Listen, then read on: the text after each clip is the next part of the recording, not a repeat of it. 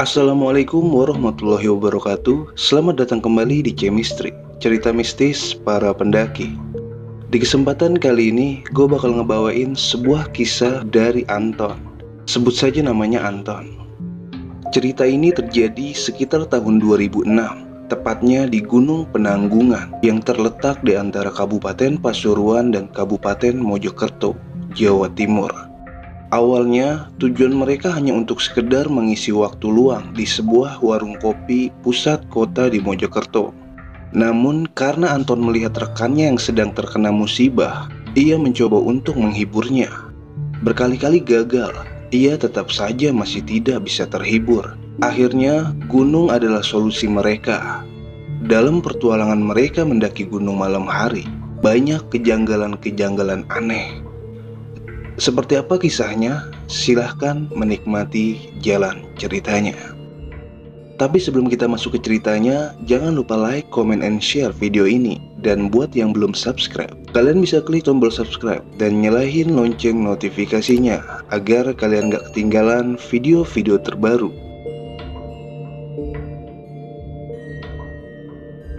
Senja telah resmi menjadi malam. Tepat pukul 6 sore, selepas sholat maghrib, Anton sedang menunggu seseorang di sebuah warung kopi di dekat Jalan Majapahit, kota Mojokerto. Kebetulan saat itu ia sedang libur kerja dan ingin bertemu kawan lamanya yang ada di kota itu. Beberapa menit kemudian, suara bising sebuah motor terdengar dari halaman parkir warung tersebut.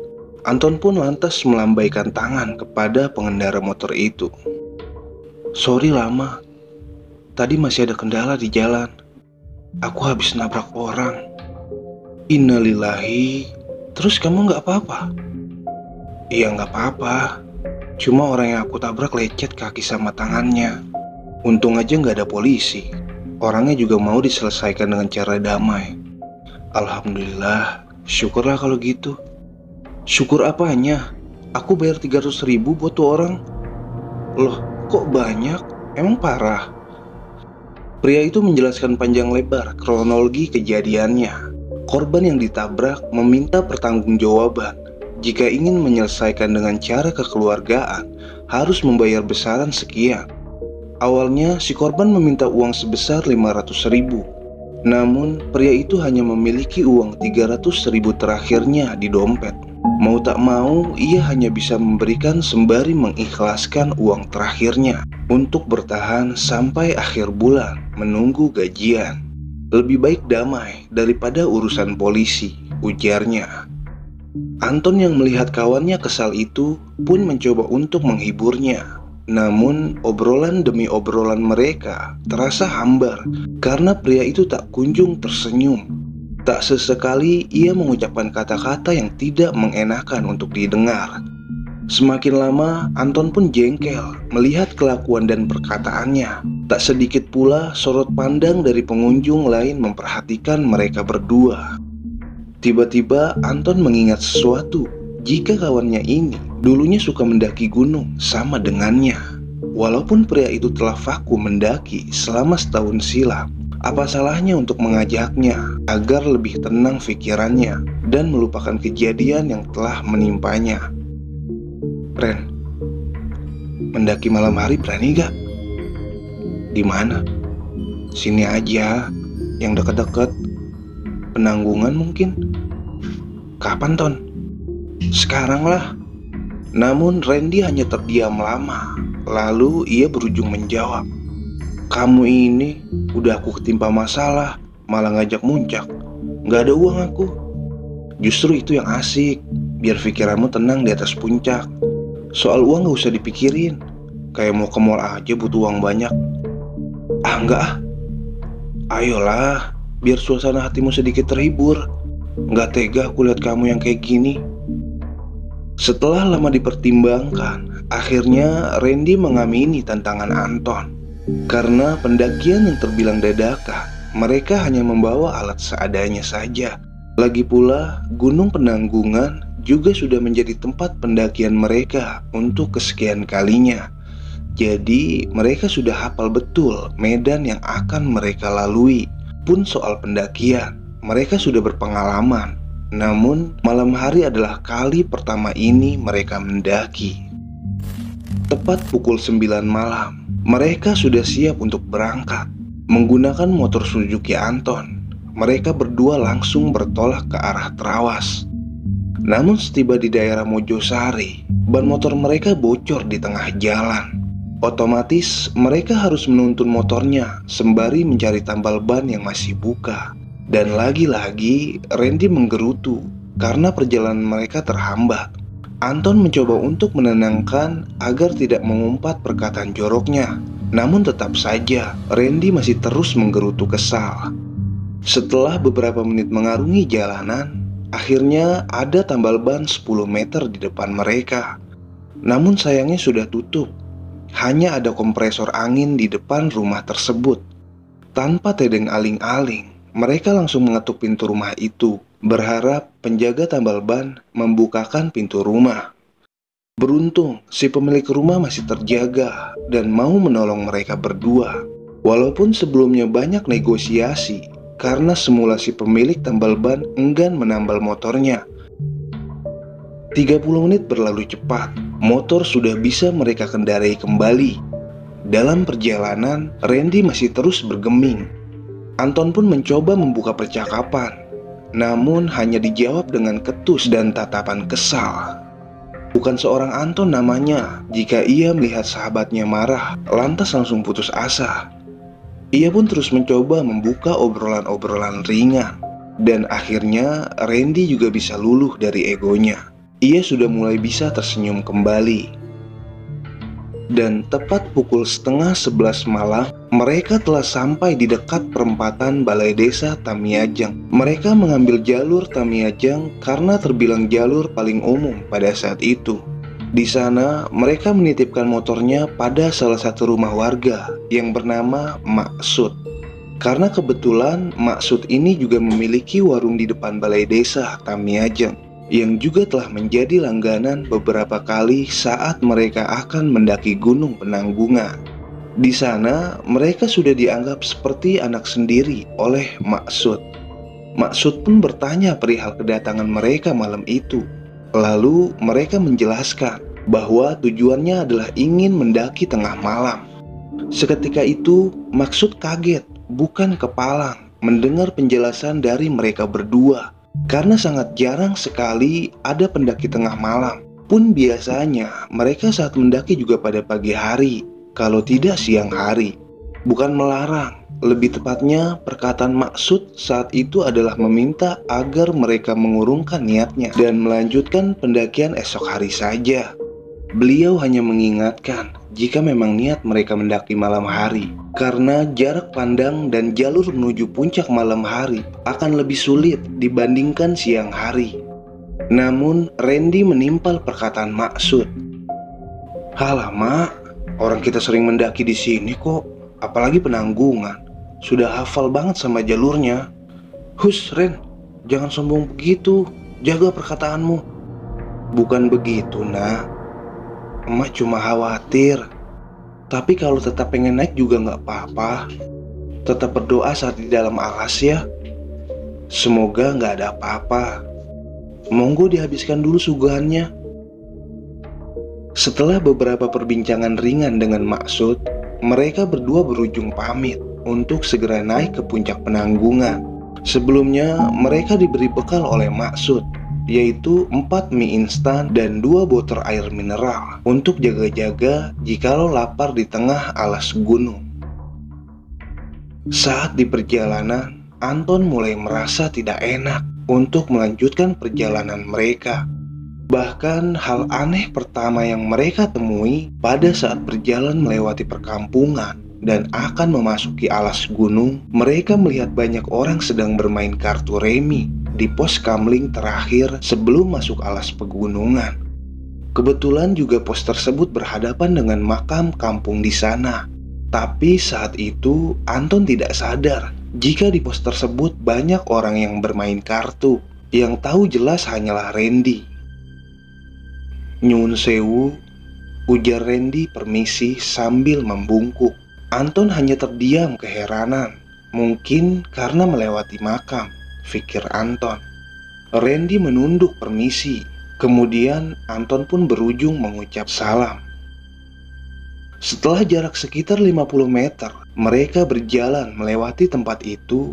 Randy bertanya pada Anton, "Kamu tadi kenapa mengucap salam?" "Lah, kamu juga kenapa bilang permisi? Bukannya karena kita lewat makam tadi, jadinya kamu bilang permisi?" "Aku ya ikut mengucap salam lah."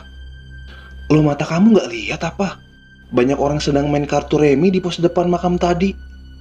"Maksudku tadi permisi buat orang-orang di situ, bukan di makam. Matamu sendiri yang gak lihat.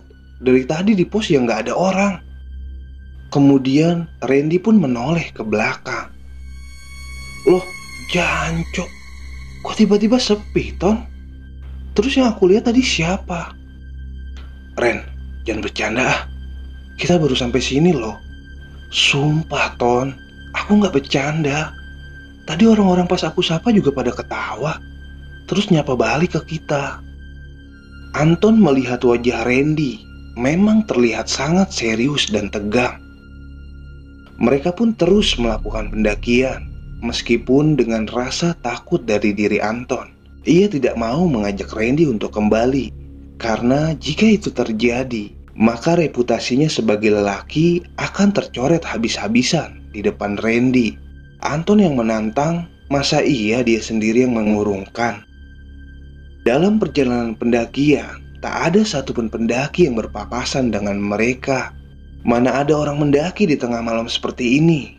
Sementara Randy yang terus bernyanyi dalam perjalanan, mencoba untuk menghibur dirinya di tengah gelapnya lintasan yang mereka lewati. Ternyata benar kata Maksud, perjalanan malam hari akan terasa lebih berat dibandingkan siang hari. Pandangan pun hanya tertuju pada sinar headlamp yang mereka pakai. Benar, berat sekali, seperti apa yang Anton rasakan saat ini. Tiba-tiba gerakannya terasa sangat berat untuk berjalan, seperti ada yang ia gendong. Padahal dalam isi keril Anton hanya ada sleeping bag, tenda dan matras saja. Selebihnya tidak ada apapun. Sedangkan untuk 2 botol minum dan 4 mie instan ada di keril Randy. Kemudian Anton memanggil Randy yang sudah terlihat semakin menjauhinya ke atas. Randy." Namun Randy tetap tidak menghiraukan. Ia tetap berjalan dengan bernyanyi lantang. "Ren!" Anton mencoba untuk berteriak sekencang-kencangnya. Namun Randy tak mendengar. Justru perlahan suara nyanyian Randy semakin menghilang. Sementara dari sisi Randy, ia merasakan seperti ada yang memanggilnya dari arah belakang. Tapi suaranya halus. Ia pun celingukan ketika melihat ke belakang tidak ada Anton di belakangnya. Padahal sedari tadi Randy merasakan keberadaan Anton yang hanya berjarak beberapa senti di belakangnya. Kemudian ia melihat sorotan lampu kecil di bawah sana, seperti kunang-kunang, tapi juga seperti headlamp milik Anton. Ia pun mencoba untuk menghampirinya. Lalu semakin Randy mendekati, sorotan lampu itu semakin menurun ke bawah. Sejenak langkahnya terhenti. Sinar itu pun berputar, kemudian berhenti, dan berkali-kali seperti itu. Randy pun heran. Ia mencoba untuk memastikan bahwa itu adalah Anton. "Ton, ngapain kamu muter-muter di situ? Cepetan naik." Namun tidak ada jawaban. Sinar itu hanya bergeser ke kiri dan kanan, seperti mengisyaratkan gelengan kepala. Randy yang keki melihat tingkah yang aneh itu, akhirnya turun ke bawah dengan cepat, lantas menghampiri sinar yang dikiranya itu adalah Anton.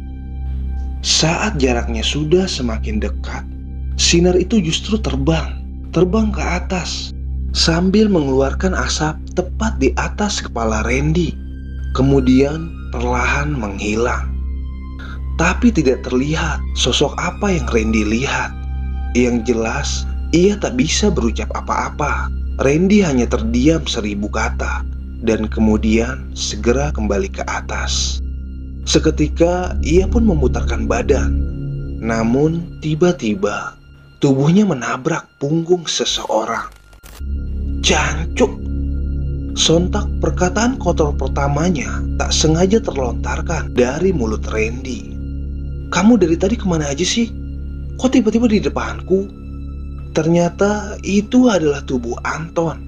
Ia juga menoleh ke arah Randy seraya berkata, "Sebentar, bukannya kamu tadi udah di atas ya? Aku dari tadi teriak panggil kamu, tapi kamu malah makin jauh gak kelihatan."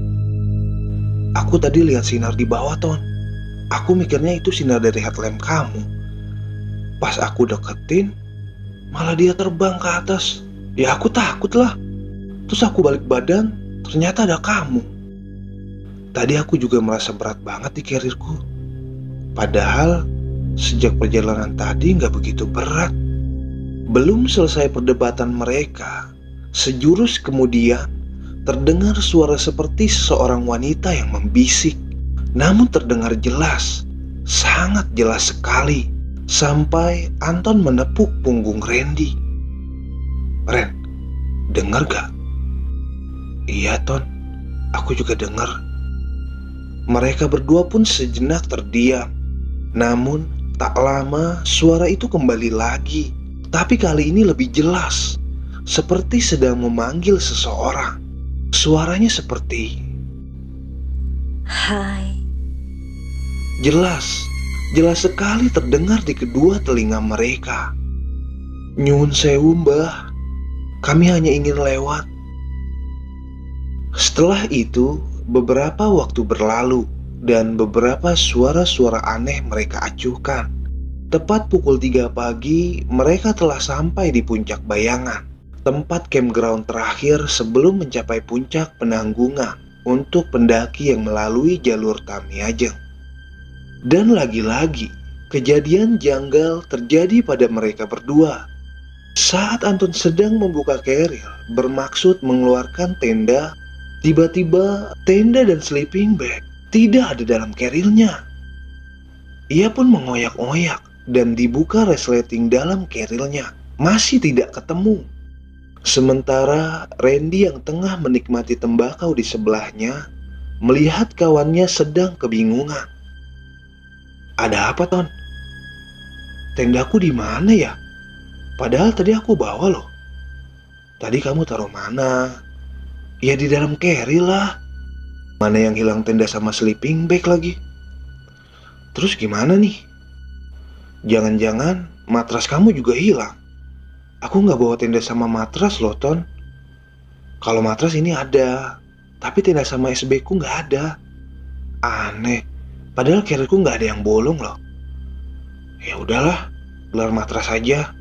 Bentar lagi juga mau pagi. Alamat nggak tidur deh." Namun Anton hanya terdiam, tidak menghiraukan. Ia masih sibuk mencari sleeping bag dan tendanya.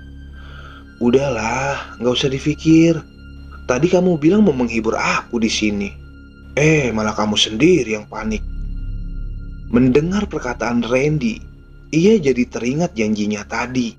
Kemudian Anton mencoba untuk merelakan kehilangan sleeping bag dan tendanya, meski masih saja ia membahas itu dengan Randy. "Kamu ingat gak, Ren? Tadi aku sempat bilang kalau punggungku sempat berat, gak bisa gerak. Tapi setelah kamu tabrak dari belakang, rasa berat itu tiba-tiba hilang, Ren. Terus jadi enteng banget di belakang punggungku. Jadi kamu nuduh aku yang ngambil?" "Enggak begitu, Ren. Tapi apa? Udahlah, kamu nuduh aku kan?" "Ren, aku nggak nuduh. Cuma di sana tadi tuh ada hal yang janggal." Terus, belum selesai menjelaskan, tiba-tiba terdengar suara dari atas, seperti suara wanita yang sedang mengendus-endus kelelahan. Mereka berdua pun mendengarnya. Kemudian disusul dengan suara teriakan seorang pria, seperti sedang memanggil, "Oi!" Karena mereka berpikir ada pendaki lain di atas sana, Randy pun menyahuti panggilannya. Tapi sudah tidak ada balasan. Suaranya menghilang.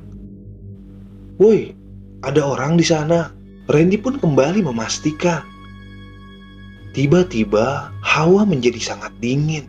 Mungkin karena mereka tidak memakai tenda dan sleeping bag. Tapi saat sebelum suara itu ada, mereka tidak merasa dingin. Dingin memang dingin, namun hanya dingin pada umumnya saat di gunung. Angin pun terasa menghembus begitu kencang. Beberapa menit mereka bertahan. Semoga tidak terjadi hipotermia di antara mereka. Di sela-sela hawa dingin, suara itu kembali memanggil. Lantas dibalas oleh Randy. Namun tidak ada balasan kembali. Karena hari mulai terang, matahari sudah mengintip dari ufuk timur. Mereka pun memberanikan diri untuk menghampiri sumber suara yang ada di atas. Mereka yakin bahwa di atas ada banyak pendaki dan yakin mereka sedang digoda oleh orang-orang yang ada di atas. Namun sepanjang perjalanan sampai di atas puncak gunung, tak ada satu orang pun yang berada di sana. Lantas mereka pun heran sedikit takut. Lucu tapi tak bisa tertawa. Keduanya hanya saling bertatapan dan menggelengkan kepala. Pagi sedang berangkat menuju siang. Berjam-jam telah mereka lalui di dalam alas gunung. Selama perjalanan turun, tidak ada kejadian aneh seperti malamnya. Waktu menunjuk pukul 11 siang. Mereka pun telah sampai kembali di rumah Maksud. Setelah menikmati sarapan siang di warung Maksud, mereka bermaksud pamit undur diri dan mengembalikan 4 bungkus mie instan dan 1 botol air mineral yang telah beliau berikan semalam. Gak usah lah nak, dibawa saja, dimasak di rumah. Tapi mak, kami sudah banyak merepotkan Maksud dari semalam. Sudahlah, sering-sering kesini ya, biar sambung silaturahminya. Terima kasih banyak ya mak. Iya, kalau ada waktu lagi kami pasti kesini lagi kok, sahut Randy sambil tersenyum.